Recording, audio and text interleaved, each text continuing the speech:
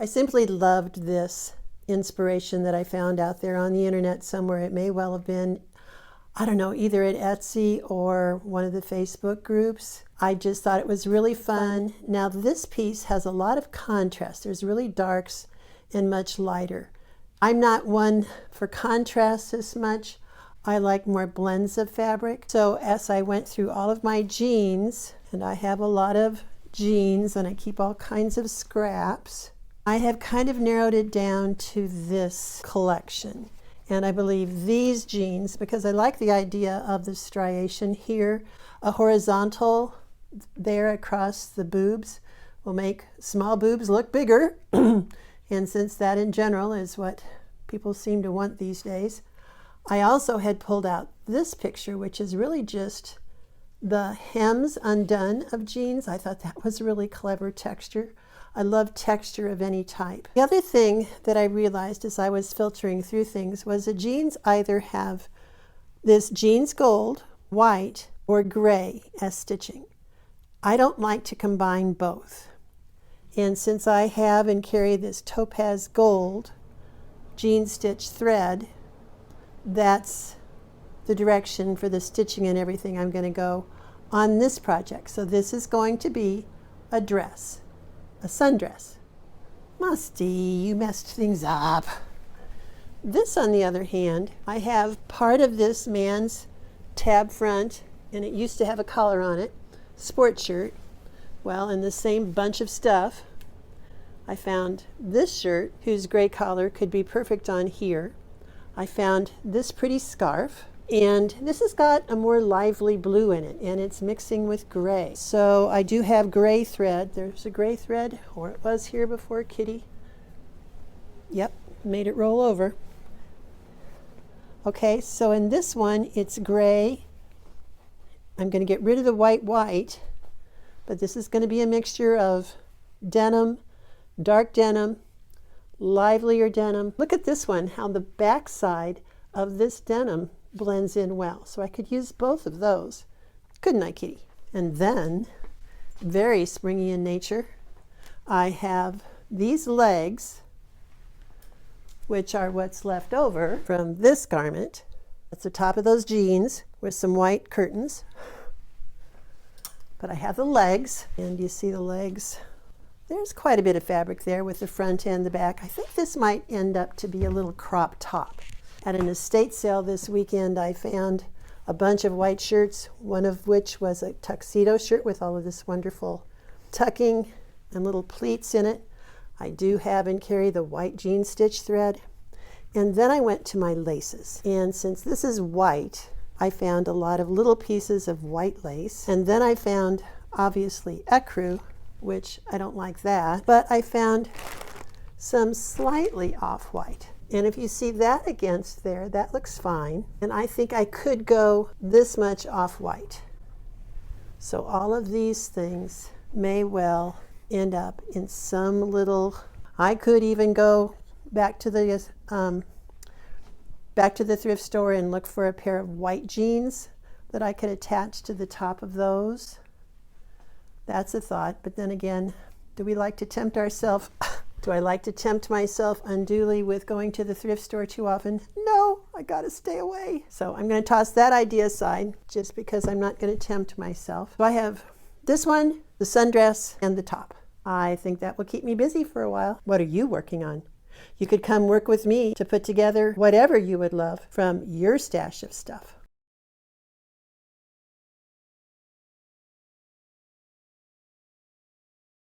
Getting ready to just run a row of stitching down here on what's going to be the straps of this sundress. The last thing I sewed on was a knit, and I knew that when I looked at my Schmetz needle and saw the yellow band at the top. That means, according to the chart, that it was a stretch needle, and I want a jeans needle. I want a big sharp point.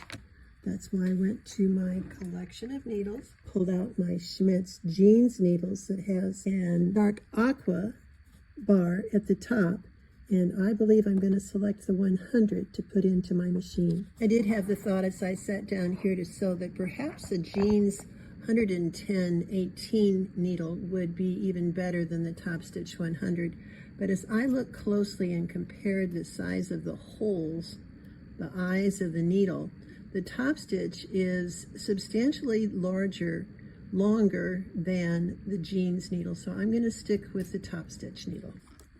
The needle, the most important part of your sewing machine. Pay attention to your needles, learn about your needles. I've got a great YouTube on it. Go check it out. As far as machine settings go, I want you to note that I have my machine set on a stitch length of 4, whereas 2.5 here, if I went back to the stitch, the default setting, which is always in black background, is 2.5, and I have increased it all the way to 4. Also, the tension I have pulled down, less tension in the upper thread. You just have to play with your machine to get the stitch that you want. I have regular matching thread in the bobbin, matching color. So it's a coppery color thread in my bobbin. So about 15 minutes into it, here's where we're at. These that I had constructed for something else, I haven't tucked my tails yet, made symmetrical for both sides. I'm using the top of this pair of jeans, and this is the beginning of where there'll be some different pieces. I pulled it in a little bit closer with some darts right here, and then around the back I took the label off from here. I believe I'll center it here because I slashed up the back and lapped it to fit my good old size 10-12 dress form. You cannot do this kind of thing without a dress form, gals, and it needs to be one that you can already killed some pins trying to get them to bend into this heavy stuff. So instead of taking it off and pinning it together, what I'm going to do is take my absolute favorite marker, the Chalkener, which I do carry here at my website. I'm going to mark my lap 2 lines. Catching up, I have bound each of these caplet sleeves, and this is going to rough up and get furry, so that'll be cool.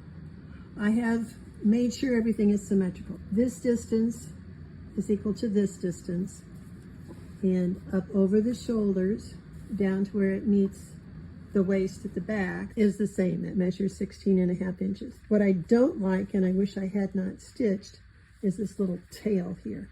This has got to be lapped a tad more, so I will rip that out and redo it. So far, so good. What do you think? All right, a little real world sewing here and slow down. There is no way that any home sewing machine that I know of can go through all of this thickness. I'm just not going to even try. Instead, what I'll do is by hand whip this together on the back. Right now, it is this label that's sewn here and here. I'll pull these threads to the back, knot and bury them. I have found that there are some places, due to all of the bulk, that my machine simply is not going to cooperate and go over. This is a home sewing machine, not an industrial machine. So respecting that, I am going to use a big hunkerin hand needle with the thread and do this by hand. I've tried everything, and it's just not worth sacrificing my really nice machine for that. So you just have to be smart as you sew on lots of bulk, and go slow. Going slow, giving each stitch a chance to actually, the needle thread, make the loop and engage with the hook coming around with the bottom thread. All of that is just so important. And when it's labored to go through all of these thicknesses all over the garment, you just have to sew slow. The other thing I realized was I'm going to stitch these pockets down so that they don't poke out. But I am leaving this much open, which is big enough for my phone. I just think a little bit of extra storage there might be fine. I can always stitch it down later if I decide I want to do that. This morning, I've decided I can finish this maybe in an hour or 2. I have decided for sure that it's going to be short, have an irregular hem. To begin with, what I did was some nipping and tucking. See how I've got this pinned in? I just feel like this being a size 10, 12, they're going to be slender in here, and we want to show that off. Also, as far as nipping and tucking, I intend to get rid of these bulges at the back by pulling this pocket over and stitching on it. Same thing here. And you can see that the pins mark where it's going to lap to. I have now been stitching on this garment for 55 minutes to secure everything that I had decided on the dress form. I have become a little bit concerned about the expansion of the garment in the midriff and waist area in order to get it on. So since I am lucky enough to have a young college friend who's coming over this evening to help me out with some photographs, I do believe that I'm going to not take this in. I'm just going to wait and do a little bit of fitting on a real body. I believe I have it long enough in the back. There will be no continuity as to the bottom finish. Here you've got some frayed jeans. Here we've got a raw edge. My intent is to stitch about a ½ inch away from all of the raw edges everywhere here, maybe a ¼ of an inch up in here, a ½ inch down here, and then encourage fraying. So there will be a lot of fraying that happens on this garment. I've endeavored to have an interesting mix of medium, light, and dark. You can see extra length. This is a leg, so extra length here at the bottom creates a cone of fullness, which I think is very attractive there. I'll be doing a lot of trimming of bulk from underneath. I also imagine as I start to construct this, I'll work from the bottom up. I will say that I'm not terribly in love with the fact that this seam came so close to this pocket. When I take this tuck, it'll be a little better, but you know, it is what it is. This is pretty slap happy, throw it together type creative sewing, and I am just having fun with it. Precision is not part of the feeling, the genre, the voice of this little denim sundress.